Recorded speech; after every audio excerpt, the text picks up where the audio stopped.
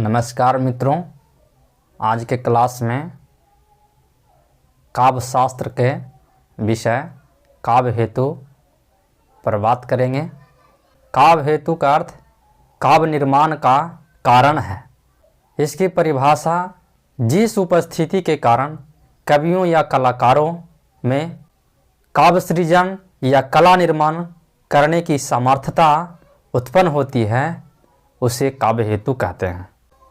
सामान्यतः काव्य हेतु आचार्यों ने 3 माना है। पहला है प्रतिभा, दूसरा है व्युत्पत्ति, तीसरा है अभ्यास। इसमें प्रतिभा पर थोड़ी बहुत चर्चा करेंगे। प्रतिभा का अर्थ शक्ति होता है और जिसे हम आज की भाषा में कल्पना कहते हैं। कवियों या कलाकारों के अंदर प्रतिभा रहने के ही कारण काव्य सृजन संपन्न होता है। प्रतिभा की परिभाषा भट्ट तौत ने प्रतिभा नव नमोन्मेष शालिनी प्रज्ञा मता किया है। राजशेखर ने प्रतिभा के 2 भेद माना है, कारित्री प्रतिभा एवं भावित्री प्रतिभा। कवियों के अंदर जो प्रतिभा होती है, कवियों के अंदर जिस प्रतिभा के कारण काव्य का निर्माण होता है, काव्य का सृजन होता है, उसे कारित्री प्रतिभा कहते हैं। दूसरा है भावित्री प्रतिभा। उसी में जिस प्रतिभा के माध्यम से सहृदय या भावक या पाठक काव्य या कला को समझता है, अनुभव करता है या उस भाव को अनुभूति करता है, उसे भावित्री प्रतिभा कहते हैं।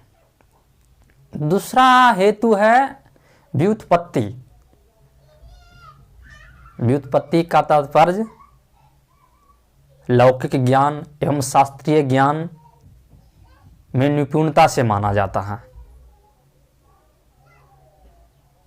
काव्य सृजन में कलाकार को लौकिक ज्ञान तो होना ही चाहिए, शास्त्रीय जिसे काव्य कौशल का ज्ञान कहा जाता है उसमें भी निपुण होना चाहिए, तब ही काव्य कृति या काव्य की रचना सफल हो पाता है।